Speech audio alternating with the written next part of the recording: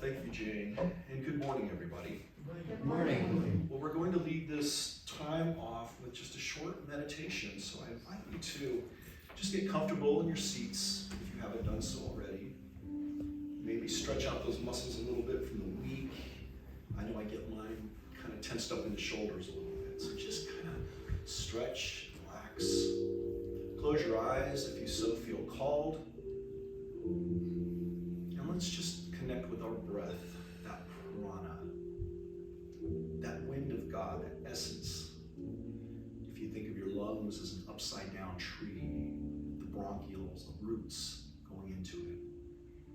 So we just let our breathing sync up with the divine, taking nice, even breaths.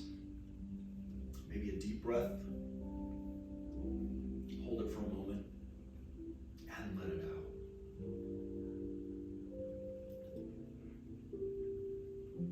And with each breath, let your mind just begin to clear of all the stuff, all the things, all the to-dos, all the to-don'ts. Just let it dissipate. It's okay to smile.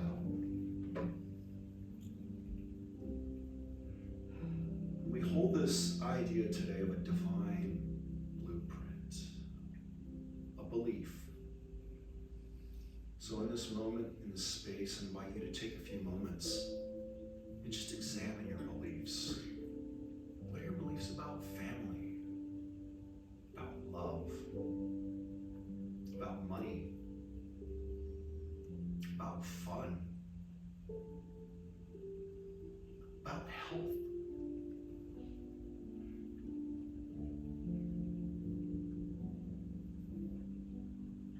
And now just let those sit for a few minutes. And I bring this affirmation now into your hearts and in your minds.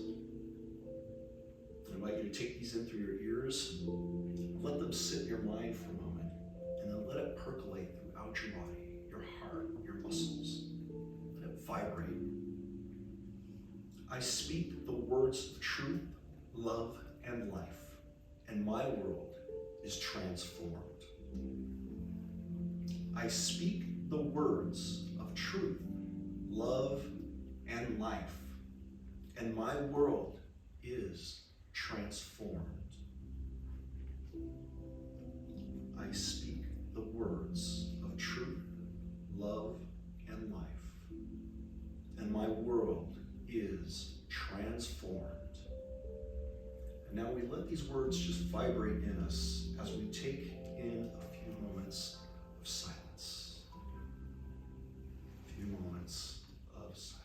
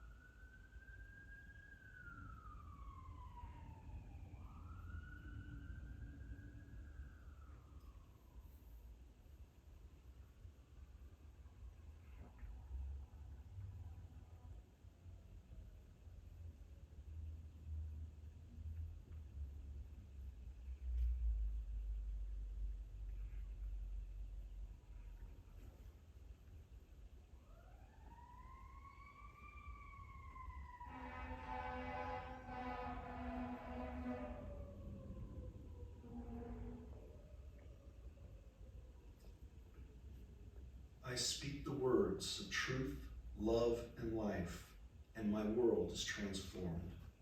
And we just hold space for those sirens that we heard, that the spirit of health and comfort and healing is with them and moving to help those who are in need. So we just bless those as they move on to their duties. And I invite you to just keep those words within you for the day. Let them just sit in the back of your mind. Welcome to open your eyes, maybe wiggle your fingers and toes a little bit, and just bring yourself back into this present moment, this this now moment of community.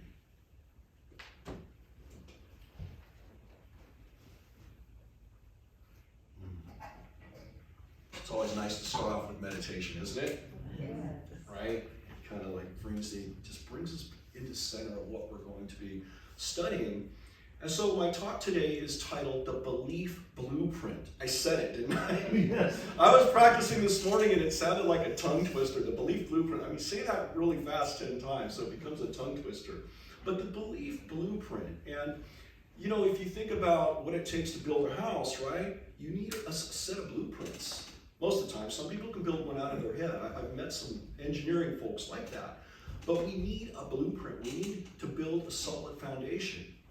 And so today we're going to be exploring this idea of beliefs and what they are, especially with this tool and this idea we use called credo. Credo is basically a statement of our beliefs. It can be a statement of individual beliefs, or it can be a statement of organizational beliefs.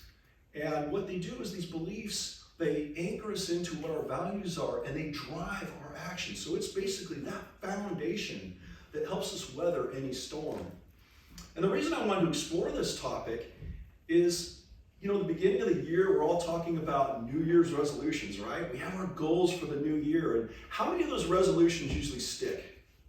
If you got 5 resolutions, how many do you usually stick with?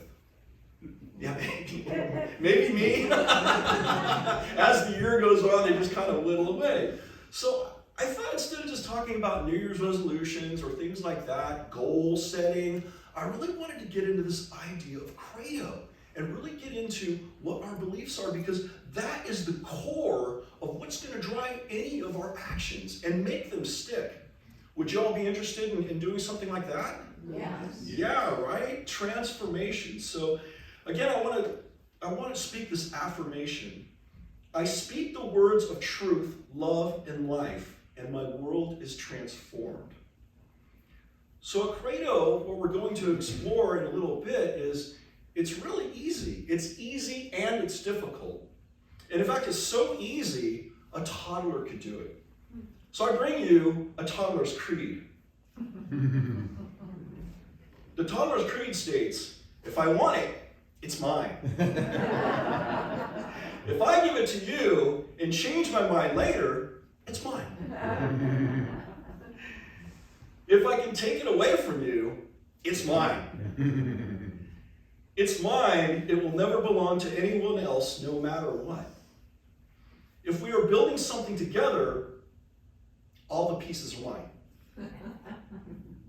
If it looks like mine, It's mine.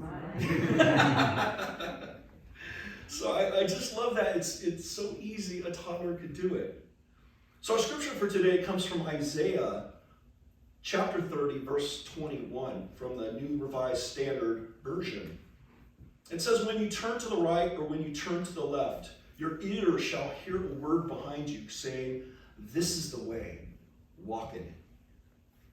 And so we often attribute that to, an outside voice, of spirit, or, and that is the case. That spirit in us gives us those prompts. But when we have a solid foundation, when our beliefs are set in stone, when our moral compass is straight, then we can align with that spirit. But we have a foundation that anchors in our subconscious mind, and we always know. We just inherently know the right way to do it. And we have that foundation that we don't have to second guess. Because sometimes we like to second guess our guidance, right? Oh, you don't mean that, God. You don't mean that, Spirit. You don't want me to go this way. You really want me to go this way. This is the fun way. You don't want me to go through all that muckety-muck, do you? So when we have a foundation, we're better able to discern the guidance that we get from Spirit. And it gets anchored in. It gets anchored into our body, our mind, our foundation. Our thoughts are in alignment. Charles Fillmore, co-founder of Unity, actually wrote a statement of faith. 26 statements of faith he wrote back in the 20s. Because it was in response to the religions of the time, the established orthodoxy, were questioning what unity was about. What is unity? I mean, you just a bunch of wackos that get together in a room and pray and say you got these great healings and everything? Are you a bunch of, do you do crystals or all that kind of stuff? And we have those same questions today. So Fillmore, what he did in response to that is sat down and created this statement of faith. And they've been doing this for some time, but really, what are we all about? 26 statements. Can anybody name the 26? I can't either. But over time, these statements were distilled into 5 simple statements. Can anybody name any of those 5 statements? I'll give you a hint. We just talked about it. Yep. The answer. It's in my script here somewhere. I won't read it. It's on the table over there. Yes, unless it's on the table. Very good. You know, I love that. If you don't, it's what they told us in ministerial school when we were going through our interviews, is if you don't know the answer, you just say, you know what, I don't know the answer, I know where to find it. God bless you. That's perfect. Well, the five basic principles that this were whittled down to, I want to read these again because these are so impactful, and you know, it shows you exactly what a credo could be. It doesn't have to be some long and complicated dissertation. Of course it can be, because with ministerial students, as part of our graduation, we have to write a whole long dissertation about everything that we believe. Theology, family, prosperity, all of these principles, we have to really take the time, figure it out what we believe, and be able to state that to somebody else. And there's no right or wrong answer. It's all in our own core belief system. But we have to be able to state that and mean it. So dissecting the 26 principles down to just 5, there's only one presence and one power active is the universe and in my life. God the good. Our essence is of God. Therefore, we are inherently good. The God essence was fully expressed in Jesus the Christ and other masters. We are co-creators with God, creating reality through thoughts held in mind. Again, it's not enough to know these principles. We need to practice them. And through prayer and meditation, I mixed them up, I flipped them over, but through prayer and meditation, we access that divine. Now, this is one wording of these principles. These principles, if you go online and look at different Unity churches and throughout Unity, they've been formed and shaped over the years, and we've kind of come to this. And is any one of them right or wrong? No.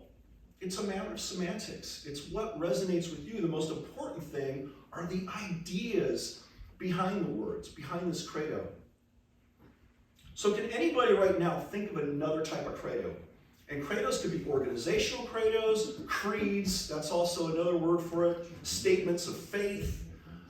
Can anybody think of one? Yes? The Earth Charter Principles. Okay. Would you like me to recite the 4 of them? Yeah, go ahead, please. Respect and care for the community of life, ecological integrity, economic and social justice, and democracy, nonviolence, and peace. And that's the core of what the UN and UNESCO is striving to do, and what our little nonprofit Greenway Associates here in Culver City is striving to operationalize. Thank you. Great. All right.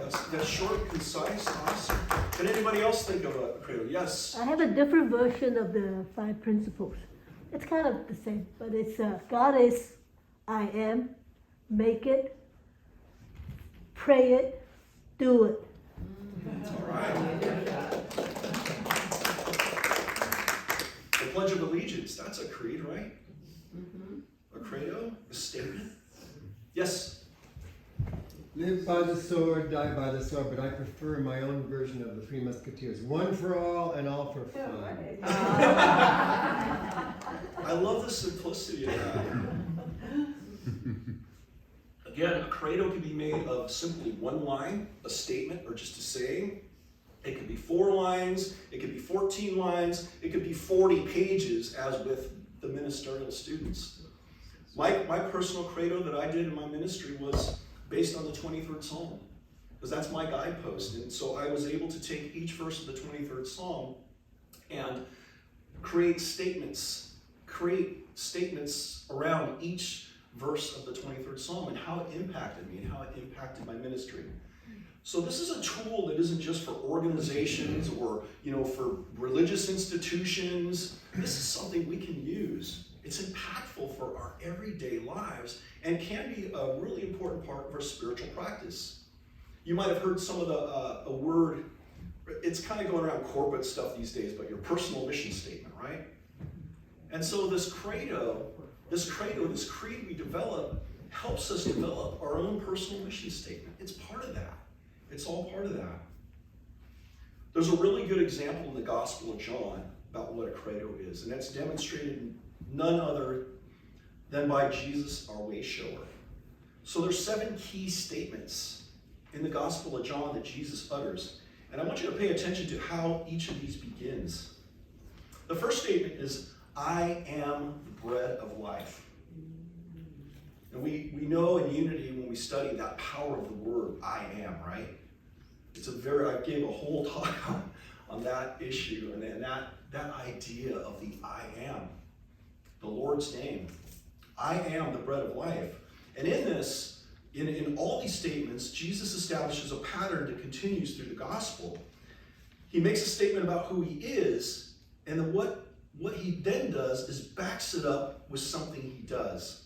So the other importance about this credo statement, the importance of it and how it can help us is, this is what drives our actions. It's what drives our activities. So as we're, come here on Sundays or we're going to classes and we're striving to be just better people, right? We're striving to improve our consciousness. This credo statement is really an important tool that can help us stay the course, that can help us weather the storms. As we know, this is 2024. What's going on? What's the big thing going on this year? Right? And we all want to be better people through this whole thing, right? We want to be beacons of light. So a personal credo of our beliefs, of who we want to be spiritually, of who we want to be as individuals, of who we want to be in our relationships, they can help guide us, not only guide ourselves through these tough times and help us manage things and stay the course and stay true to who we truly are, to be authentic, but it can also help us be beacons to others. You ever know a stable person that's just unflappable? And we can get so upset sometimes, we go, oh my gosh, this is the worst thing ever, and this and that, and this is going on. And the other person's just, yeah, that's what it is. But this is what we're doing. This isn't the whole enchilada. It's not what we're all about.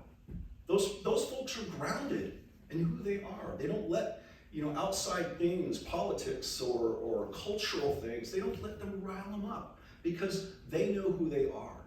And so with this credo, when we take the time and work with it and develop it ourselves, it helps give us that compass too. Gives us that true north that we all want, that creates in us an unflappability. The second statement that Jesus says, I am the light of the world. And this comes right before he heals a guy that was born blind. Jesus not only says he's the light, he proves it. The third statement is, I am the door.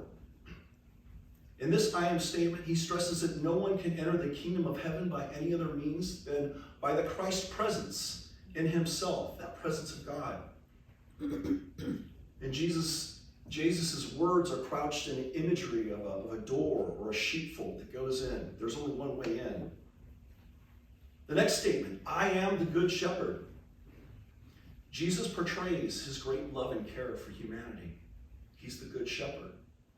Again, these are all I am statements. So when you're crafting your own credo, your own statement of being, you can use these I am statements.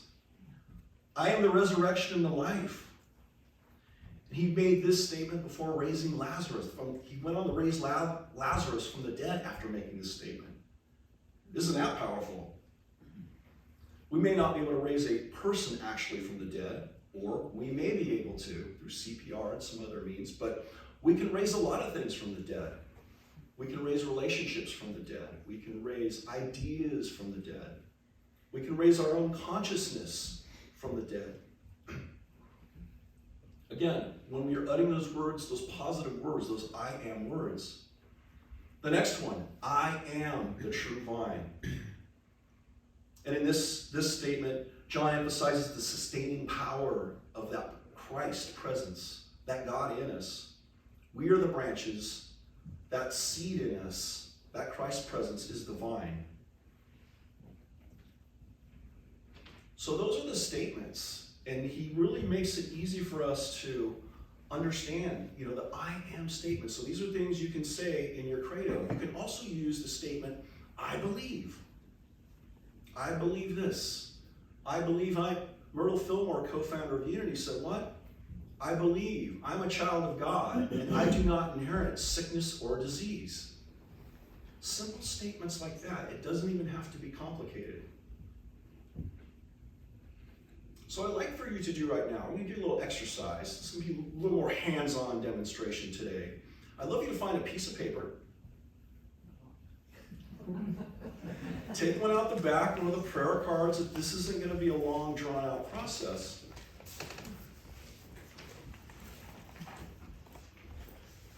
And I think there's pencils and pens.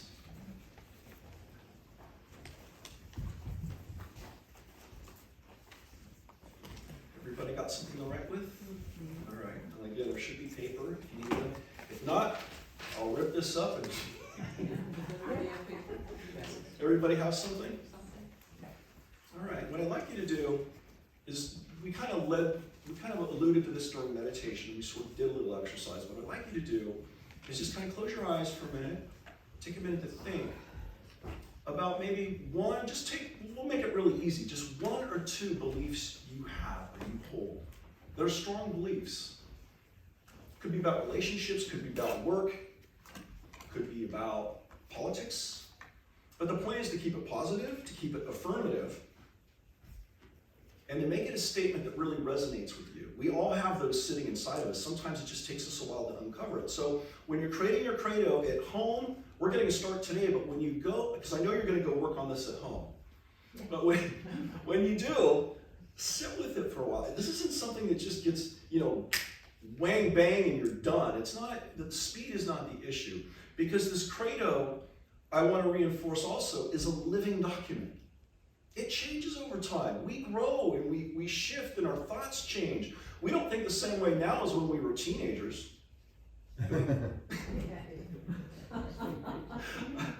But again, it's a growing document. It's a living document. You can add to it. You can subtract to it. But the point is to really anchor yourself in those firm beliefs and to really get in touch with those.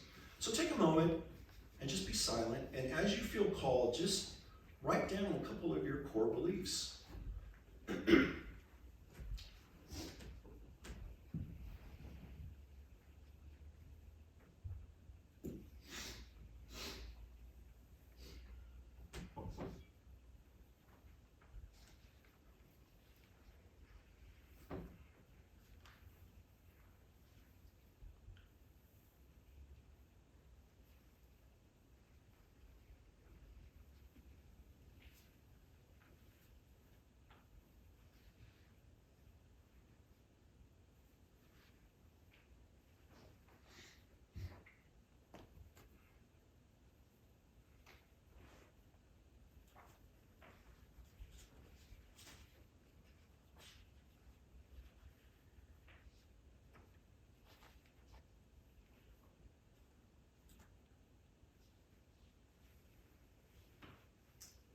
All right, we'll just give it a few minutes. Would anybody like to share one? And don't feel like you have to, but if you feel so called to share it, just blurt one out.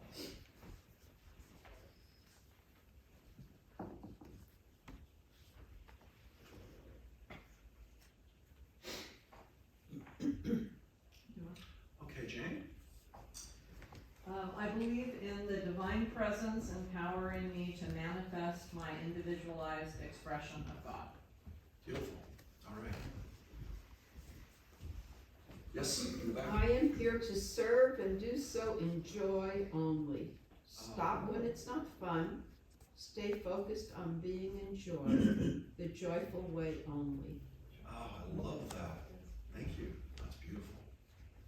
Anybody else feel called to share? That's a challenge for me. What? It said it's a challenge? Yeah, Oh, I jump in and serve all the time and forget about joy. right. And that's a good way to remind yourself. Yes, sir. I think I'm confusing it for personal affirmation. Is there a difference? And maybe if there is a difference, you can explain it. There really isn't. So the question was, is there a difference between personal affirmation and credo? I don't believe there is, because our affirmations are actually, the affirmations we use in Unity are statements of faith. They're statements of truth. I think that if I were to say there were any, and I don't believe it's a difference, but with just a personal affirmation, I believe you can go deeper, and really discover the why maybe that resonates with you, and also really anchor into what the belief is. And that might be the belief itself, but really get in touch, with your inner self, take that time, meditate on that affirmation, and that will come to you. If it anchors in as that affirmation, great. That's it. Or you may reword it a little bit, or you may discard part of it, or you may add to it. So, yes and no, I guess I would say. Good question. Thank you. Yes? I live the golden rule. Love thy neighbor as thou loveth thyself. Everyone wants happiness. Happy people do happy things. And the other is true too. I love that. So I'm going to stop it there, but I just want you to get a taste and a reflection. All these types of statements are all creative statements. They're all, and they're flavored a little differently. Some sound almost like poetry, and others are simple statements. They're all correct.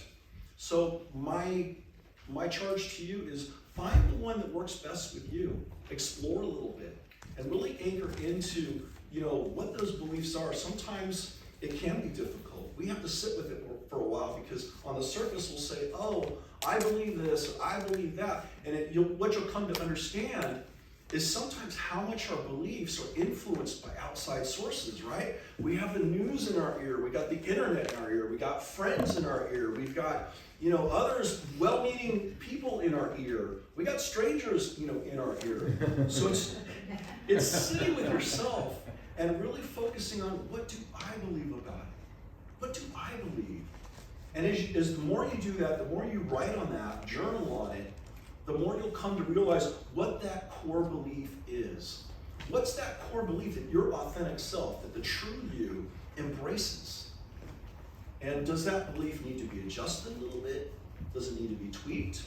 Maybe it doesn't. Maybe it's fine just the way it is. But you'll find as you go through this process and you have this credo, this statement of beliefs of who and what you are and what you believe, that you're going to navigate conversations better with other folks. Maybe folks that disagree with you in some way, you'll be able to state your position better, and maybe in a more compassionate way, because we don't get defensive when we know who we are. When we know who we are, we can stand up to our principle and what our truth is.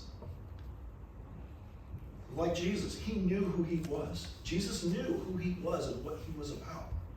And when the naysayers came and everybody tried to derail him, he was able to stay that course. His credo was his true north. And that's what I'm inviting all of you today to experience, is using this credo to really anchor in and stay on your true north, whatever that looks like. So in closing, a credo is an idea, a set of beliefs that guides the actions of a person or group. We all have a credo, and perhaps several of them, because we can't have more than one. Our underlying beliefs drive our decisions and our actions, and they also drive what truly makes us commit to undertake at a subconscious level. And when we become aware of this anchoring into the subconscious of this belief blueprint, we recognize and act accordingly as architects in the conscious formation of our life's experiences. So go forth and draw that belief blueprint. I said it. Go forth and draw that belief blueprint. Anchor it into your subconscious and into your whole being. God bless you, and namaste.